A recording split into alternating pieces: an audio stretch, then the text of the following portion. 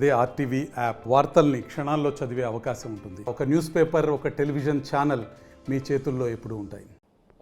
కూటమి ప్రభుత్వం పాలన 1.5 సంవత్సరం నేపథ్యంలో కూడా అనేక అభివృద్ధి పథకాలు అదేవిధంగా సంక్షేమ పథకాలు ప్రజలకు అందిస్తూ కూడా ముందుకు పోతున్న నేపథ్యంలో కూడా రానున్న రోజుల్లో రాష్ట్రం అన్ని విధాల అభివృద్ధి చెందేందుకు కోసం ప్రజలకు కావాల్సిన సంక్షేమాలు అందించేందుకు కోసం కూడా ప్రత్యేకమైన ప్రణాళికలు ఇస్తున్న ఇటువంటి నేపథ్యంలో ప్రకాశం జిల్లాలోని సంతనూతలపాడు నియోజకవర్గంలో గత 1.5 సంవత్సరాలు జరిగిన అభివృద్ధి అదేవిధంగా రాబోయే రోజుల్లో ఎటువంటి అభివృద్ధి పనులకు శంకుస్థాపన అదేవిధంగా ప్రణాళికలు రచిస్తున్నారు. మనతో పాటు మాట్లాడడానికి కోసం సంతనూతలపాడు శాసనసభ్యులు బిఎన్ విజయ్ కుమార్ గారు అయితే వారు మాట్లాడి తెలుసుకున్న ప్రయత్నం ఇప్పుడు చేద్దాం. సార్ చెప్పండి, 1 సంవత్సరాల పాలనలో కూటమి ప్రభుత్వం అనేక అభివృద్ధి సంక్షేమ పథకాలు అయితే ప్రవేశపెట్టడం జరిగింది. అసలు ప్రజల నుంచి స్పందన ఎలాగ ఉంది?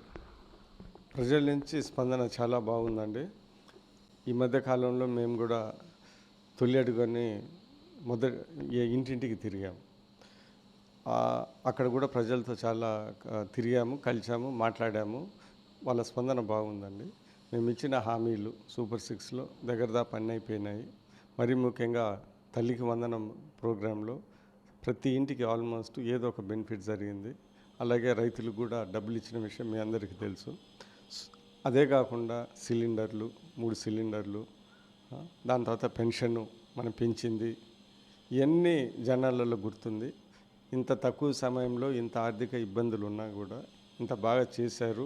ఇంకా ఏదైనా చిన్న మిగిలిన్నా కానీ ఖచ్చితంగా చేస్తారనే పూర్తి నమ్మకం, విశ్వాసం జనాల్లో ఉందండి. ముఖ్యంగా గతంతో పోల్చుకున్నట్టంటే 2019-24 మధ్య కాలంలో వైసీపీ ప్రభుత్వంలో అనేక సమస్యలు ఎదుర్కొన్నాయని చెప్పేసి ప్రజలు కూడా కొంతమంది తెలియజేయడం జరిగింది. వాళ్ళతో పోల్చుకుంటే ముఖ్యంగా అటువంటి సమస్యలు మీ దృష్టికి ఏం తీసుకొచ్చారంటారు?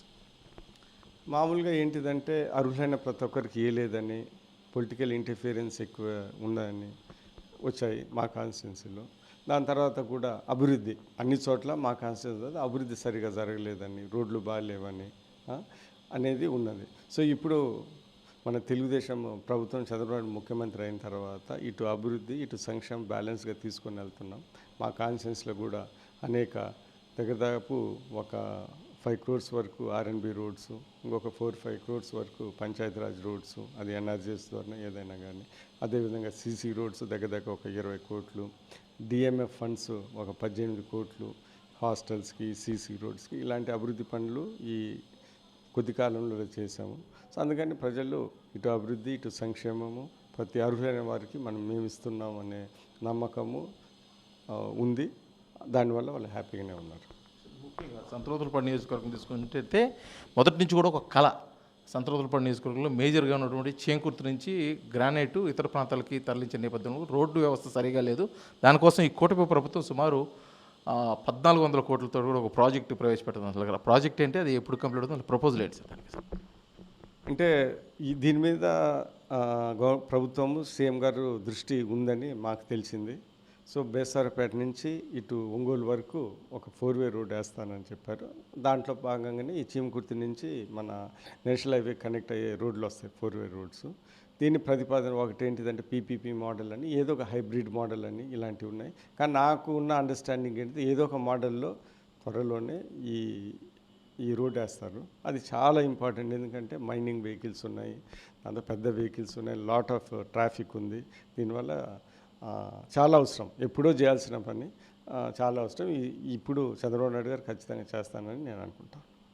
ముఖ్యంగా చేంకుర్తిలో ఉంటే అనేక క్వారీలు ఉన్నాయి. ముఖ్యంగా గెలాక్సీకి పుట్టింది పెరిగింది అక్కడే చేంకుర్తి అని చెప్పుకోవచ్చు. ముఖ్యంగా గ్రానైట్కి సంబంధించి ఈ గ్రానైట్ పరిశ్రమలో తరచూ ప్రమాదాలు జరుగుతున్నాయి. దాని మీద ఒక మానిటరింగ్ అనేది సరిగా లేదని చెప్పేసి గత కొంతకాలం నుంచి నడుస్తున్న పరిస్థితి. ఇటీవల కాలంలో కూడా కొన్ని ప్రమాదాలు జరిగిన నేపథ్యంలో ప్రత్యేకించి మీరు ఆ నియోజకవర్గ శాసనసభ్యులుగా ఏమైనా భద్రతా ప్రమాణాలు పెంచేదానికోసం ఇటువంటి చర్యలు ఏమైనా చేపట్టబోతున్నారు?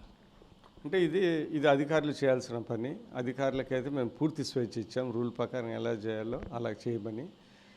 మైనింగ్ అన్నప్పుడు అప్పుడప్పుడు జరుగుతూ ఉంటాయి. నేను ఫస్ట్ 2009 ఎమ్మెల్యే ఉన్నప్పుడు కూడా అప్పుడు హంస గ్రానైట్లో అప్పుడు 9లోనే కాంగ్రెస్ ప్రభుత్వంలో అప్పుడు కూడా జరుగుతూ ఉన్నాయి. కానీ ఏంటిదంటే అధికారులకి ఇంకొకసారి గట్టిగా ప్రభుత్వం తరఫున చెప్పి ఇలాంటి ఏమైనా రాకుండా పూర్తి సేఫ్టీ మెజర్స్ తీసుకోమని నేను కూడా ప్రభుత్వం తరఫున నేను కూడా వాళ్ళని కోరుతాను, హెచ్చరిస్తాను.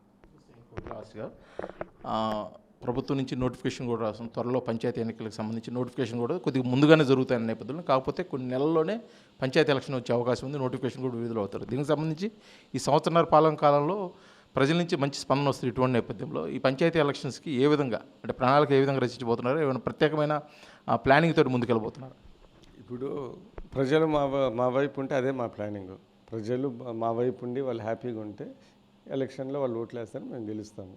సో మేమైతే మా కాన్స్టిట్యున్సీలో బాగానే పంచాయతీ ఎలక్షన్ తెలుగుదేశం పార్టీ కూటమి బాగానే గెలుస్తుందని నేను పూర్తి నమ్మకం ఉంది. ఎందుకంటే ప్రజలు హ్యాపీగా ఉన్నారు, ఇటు అభివృద్ధి జరుగుతుంది, ఇటు సంక్షేమం జరుగుతుంది. జనాలు కూడా పార్టీల అతీతంగా ఏ కక్ష సాధింపులు లేకుండా మేము ముందుకెళ్తాము. ఇది మొత్తానికి కూటమి ప్రభుత్వం ఏర్పడిన దగ్గర నుంచి కూడా రాష్ట్రంలో అన్ని విధాల అభివృద్ధి, అదేవిధంగా ప్రజలకు కావాల్సిన సంక్షేమ పథకాల మీద ప్రత్యేక దృష్టి పెట్టడం వల్ల కూడా ప్రజల నుంచి విశేష స్పందన వస్తున్న నేపథ్యంలో కూడా రానున్న పంచాయతీ ఎన్నికలకైతే మేము ధైర్యంగా వెళ్ళబోతున్నామని చెప్తున్నారు. అదేవిధంగా నియోజకవర్గంలో ఉన్నటువంటి దీర్ఘకాలిక సమస్యలు అయినటువంటి రోడ్డు పునరుద్ధరీకరణ అంటే పెద్ద సంఖ్యలో వాహనాలతో వెళ్తూ వస్తున్న నేపథ్యంలో కూడా హైవేకి కనెక్టివిటీ చేస్తూ ఒక మంచి రోడ్డు నిర్మాణం, అదేవిధంగా క్వారీలో జరిగే ప్రమాదాల నివారణకు ప్రత్యేకమైన చర్యలు అయితే చేపడతామని చెప్పేసి కూడా సంతనోతులపాడు నియోజకవర్గ శాసనసభ్యులు బిఎన్ విజయ్ కుమార్ అయితే తెలియజేస్తున్న పరిస్థితి. వీడియో జర్నలిస్ట్ లక్ష్మణ్తో శ్రీనివాస్, RTV, సంతనోతులపాడు, ప్రకాశం జిల్లా. మరిన్ని వీడియోస్ కోసం ఛానల్ ని సబ్స్క్రైబ్ చేయండి. లేటెస్ట్ అప్డేట్స్ కోసం వాట్సాప్ ఛానల్ ని ఫాలో అవ్వండి. అండ్ లింక్ డిస్క్రిప్షన్ లో ఉంది.